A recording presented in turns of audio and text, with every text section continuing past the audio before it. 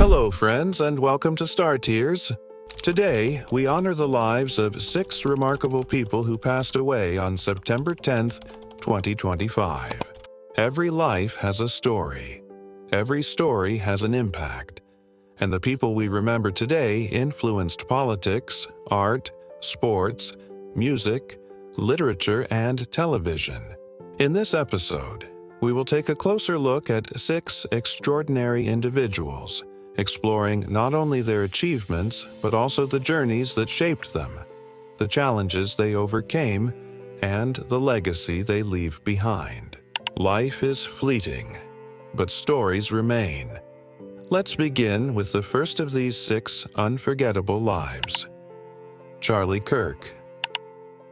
Born on October 14, 1993, in Arlington Heights, Illinois, Charles James Kirk was a product of the Reagan era, steeped in conservative ideals from a young age. His journey into political activism began in his teenage years, where he was deeply influenced by conservative figures and ideologies. Despite not attending college, Kirk's passion for politics led him to found Turning Point USA in 2012, a student organization aimed at promoting conservative values on college campuses. Under his leadership, TPUSA grew rapidly, establishing over 900 chapters nationwide, and became a significant force in American conservative politics.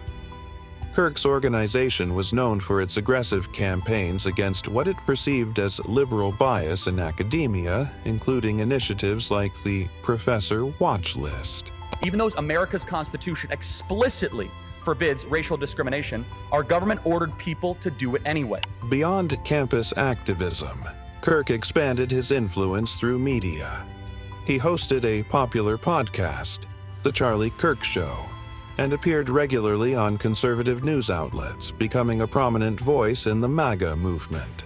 His rhetoric often centered on themes of patriotism, religious freedom, and opposition to progressive ideologies, resonating with a broad base of conservative Americans. So the children should be deported as soon as they're born here? Yes, with their parents, absolutely. You don't think that we should give them, we shouldn't encourage them to become productive members of American society? No. Do you believe in the American dream? Yes, of course, for American citizens, not for every person around the planet. I agree. On September 10th, 2025, during a scheduled event on his American Comeback Tour at Utah Valley University, tragedy struck. Kirk was fatally shot while addressing a crowd of students. Authorities later identified the suspect as 22-year-old Tyler Robinson, who allegedly fired from a rooftop before fleeing the scene. Robinson was apprehended and charged with aggravated murder. The assassination of Charlie Kirk sparked an outpouring of grief and condemnation nationwide. President Donald Trump expressed his sorrow, stating, "The great and even legendary Charlie Kirk is dead. No one understood or had the heart of the youth in the United States of America better than Charlie." He ordered U.S. flags to half-staff and posthumously awarded Kirk the Presidential Medal of Freedom. In the wake of his death, nearly $3 million was raised for his family through a crowdfunding campaign. Additionally, Turning Point USA reported a surge of over 18,000 new chapter requests, indicating the enduring impact of Kirk's legacy.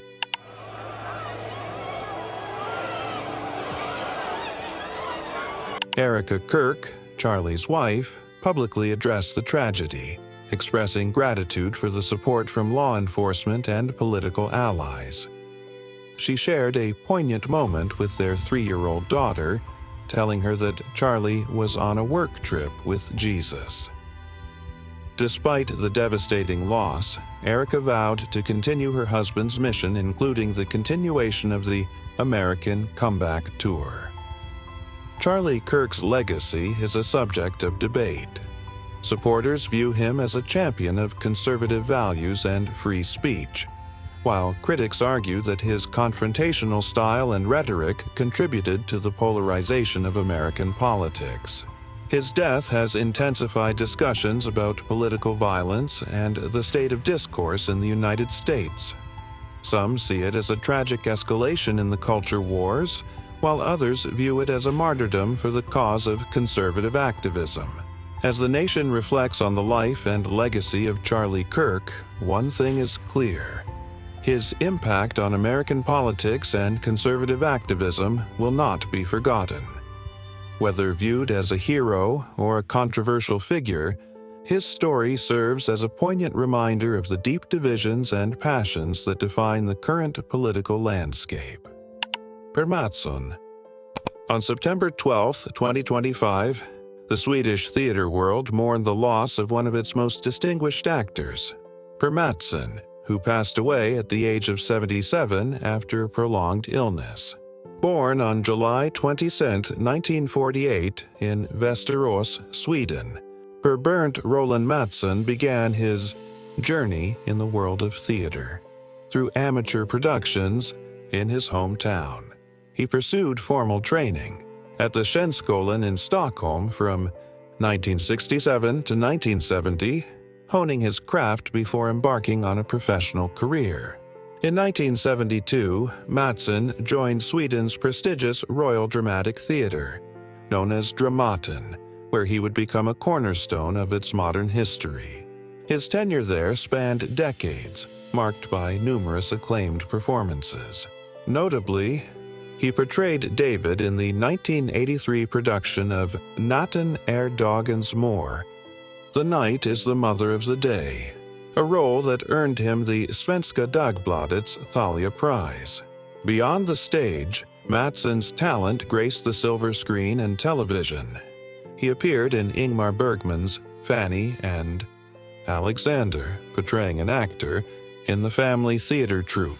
Other notable film credits include Slagskämpen, 1984, and Blueprint, 1992. On television, he featured in series such as OP7 and Venus 90, showcasing his versatility across genres.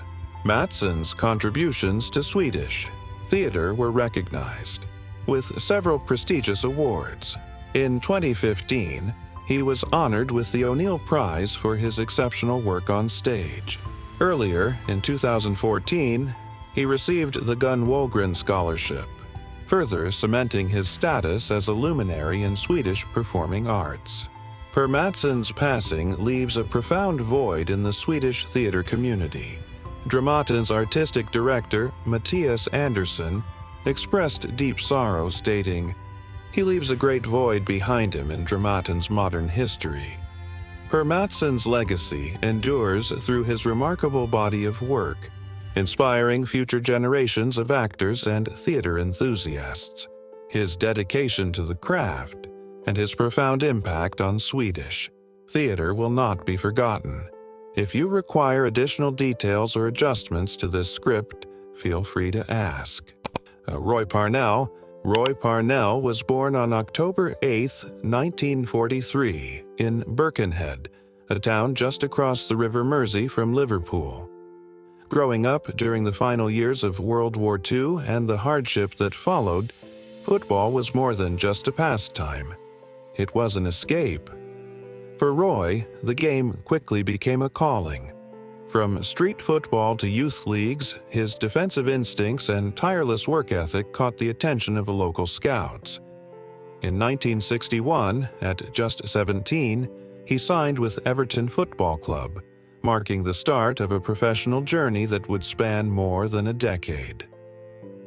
Parnell's professional debut came with Everton, one of the giants of English football. Breaking into the first team was no easy task. Competition was fierce and the Toffees had a deep squad.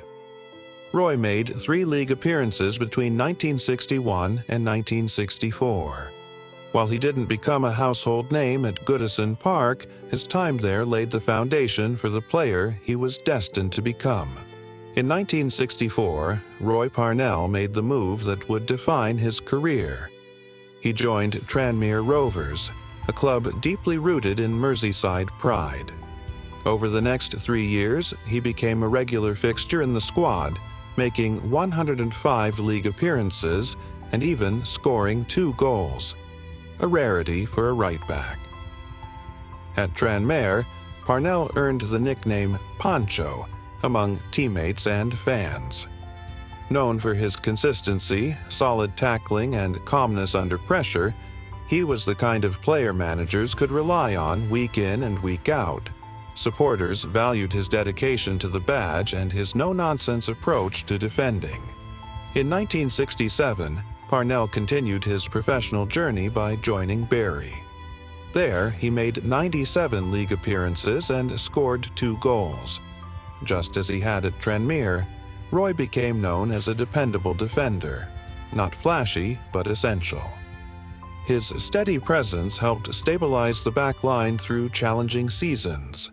Later, Parnell transitioned into non-league football with New Brighton, where he took on the dual role of player and manager. It was here that his leadership qualities truly shone. Passing on his experience to younger players, he ensured that his love for the game would continue to inspire future generations long after his playing days were over. As a right back, Parnell was not known for scoring goals, but for preventing them. His positional awareness, strength in challenges, and willingness to put the team first made him invaluable. He may not have graced the headlines like some of his contemporaries, but for the clubs he served, he was a cornerstone. His career totals, more than 200 professional league appearances and 4 goals, tell a story of dedication, consistency, and loyalty. On September 10, 2025, Roy Pancho, Parnell passed away at the age of 81. His former clubs quickly paid tribute. Everton remembered his time in blue, while Tranmere Rovers called him a true club servant, honoring his 3 seasons and more than 100 appearances. Bury and New Brighton also reflected on his commitment and professionalism. Tranmere Rovers, in particular, issued a heartfelt statement. "We extend our deepest condolences to Roy's family and friends. He will always be remembered as part of the Tranmere family." Roy Parnell's story is not one of superstardom, but of loyalty, hard work, and love for the game. From the streets of Birkenhead to the pitches of England, he carried with him the values of determination and humility. In football, not every hero is measured by trophies and headlines. Some are remembered for their steadfast presence, their quiet leadership, and the way they inspired those around them. Roy Pancho Parnell was one of those heroes. Mark Hine. On September 10, 2025, the football world lost Mark Hine, a dedicated English midfielder whose career spanned multiple clubs, from lower leagues to professional football. He was 61. Today, we remember his journey, his achievements, and his enduring legacy. Mark Hine was born on May 18, 1964, in Middlesbrough, England. Growing up in a town with a rich football culture, he discovered his love for the game at an early age. Playing in local youth leagues and amateur teams, Mark quickly showed promise as a hard-working and reliable midfielder. In the early 1980s, he began his footballing journey with local clubs such as Billingham, Town, and Whitley Bay. His performances caught the attention of professional scouts, and in 1983 he signed with Grimsby Town, stepping into the professional game for the first time. At Grimsby Town, Mark made his professional debut as a midfielder. Between 1983 and 1985, he played in 22 league matches and scored 1 goal. While his time at Grimsby was relatively short, it marked the beginning of a professional career that would span over a decade. In 1986, Hine transferred to Darlington, where he became a key figure in midfield. Over 3 seasons, he played 128 league matches and scored 8 goals, showcasing his reliability and consistency on the field. At Darlington, Mark became known for his tireless work ethic, his ability to control the midfield, and his dedication to the team. In 1989, Mark Hine joined Peterborough United. During his 2-year spell, he played between 55 to 66 matches across all competitions, scoring approximately 7 goals. His presence in midfield was crucial as Peterborough achieved promotion during that period. Hine's performances earned him recognition from teammates, coaches, and supporters alike. After his time in the Football League, Hine continued to play for clubs in the lower leagues, including Gateshead, Stalybridge Celtic, Spennymoor United, Whitley Bay again, Goole, Harrogate Town, and Armthorpe Welfare. He also took on a player assistant manager role at Armthorpe Welfare, sharing his experience and guiding younger players. His dedication to the game extended far beyond the spotlight of professional football. Mark Hine was a midfielder known for his stamina, tactical awareness, and ability to support both defense and attack. He may not have been the most prolific goal scorer, but his influence on matches was clear. His professionalism, reliability, and team-first mentality earned respect from coaches, teammates, and fans.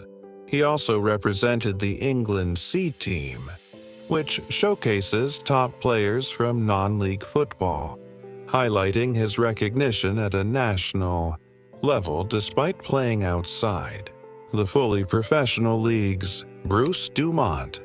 On September 10, 2025, the world of broadcasting lost one of its most influential figures. Bruce Dumont, a pioneering radio and television host, passed away in Chicago at the age of 81. As the founder of the Museum of Broadcast Communications and host of the long-running political talk show Beyond the Beltway, Dumont left an indelible mark on American media. Bruce Dumont was born on June 18, 1944, in New London, Connecticut.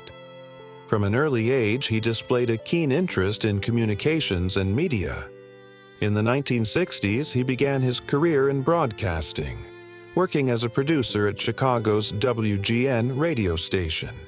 His early work behind the microphone and behind the scenes set the stage for a career defined by innovation and leadership in media. In 1970, Dumont briefly ventured into politics, running for the Illinois Senate. Though unsuccessful, this experience would inform his understanding of political communication, which later became central to his broadcasting career. In 1980, Dumont launched the political talk show Beyond the Beltway on WBEZ in Chicago. The show quickly became popular, blending insightful political analysis with engaging debate. By the mid-1980s, Beyond the Beltway had expanded to 14 stations nationwide, reaching a broad audience hungry for in-depth political discussion. In 1996, the show also began airing on television through PBS station WYCC, bringing Dumont's signature style to viewers across the country. The program continued to air on radio until 2025, making it one of the longest-running political talk shows in the United States. In 1982, Dumont founded the Museum of Broadcast Communications in Chicago, with the goal of preserving and celebrating the history of radio and television. The museum opened its doors in 1987 and has since become a vital cultural and educational institution, showcasing the evolution of broadcast media and its impact on society. Dumont served as the museum's president until 2017, dedicating decades to collecting, preserving, and educating the public about the rich history of American broadcasting. Bruce Dumont was the nephew of Alan B. Dumont, founder of the Dumont Television Network, which played a pioneering role in the early days of American television. Bruce was married twice, first to Marcia Dumont, with whom he had a daughter, and later to Kathy Osterman, who passed away from cancer in 1992. In 2023, Dumont married his longtime partner, Kevin Fuller. Dumont's impact on broadcasting extends far beyond his radio and television work. As a mentor, media historian, and cultural advocate, he influenced generations of journalists, broadcasters, and media professionals. His commitment to preserving the history of broadcasting ensures that future generations can learn from and appreciate the medium's evolution. Through Beyond the Beltway, Dumont brought political dialogue into countless homes, encouraging civic engagement and thoughtful debate. Through the Museum of Broadcast Communications, he safeguarded the legacy of American media for decades to come. Bruce Dumont passed away on September 10, 2025. At the age of 81, colleagues, fans, and public figures across the nation expressed their condolences. David Plyer, chairman of the Museum of Broadcast Communications, remarked, "Without Bruce's dedication, passion, and foresight, the museum as we know it today simply would not exist." Tributes poured in from broadcasters, journalists, and civic leaders, all remembering Dumont's tireless efforts to connect people with politics, culture, and the history of media. Jutta Bauer, on September 10, 2025, the world of children's literature lost one of its most celebrated voices. Jutta Bauer, a renowned German illustrator and author of children's books, passed away in Schwerin, Germany at the age of 70. Her unique artistic vision and dedication to storytelling left an indelible mark on generations of readers around the world. Jutta Bauer was born on January 9, 1955 in Volksdorf, a district of Hamburg, Germany. From a young age, she showed a remarkable talent for drawing and storytelling. Between 1975 and 1981, she studied illustration at the Technical College of Design in Hamburg. During her studies, she worked as a nurse, nanny, and orderly, experiences that enriched her understanding of human emotions and relationships, which later became central to her illustrations. Early book illustrations, Brigitte magazine cartoons, publishing houses.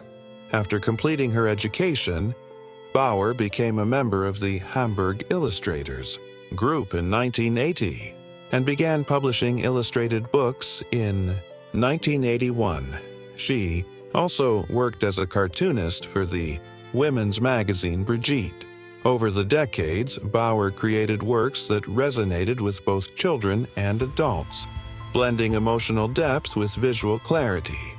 Her contributions earned her numerous awards, including the Deutsche Jugendliteraturpreis, German Youth Literature Award in 2001 for her picture book, Schreimutter. In 2010, she received the prestigious Hans Christian Andersen Award for illustration, recognizing her lasting impact on children's literature.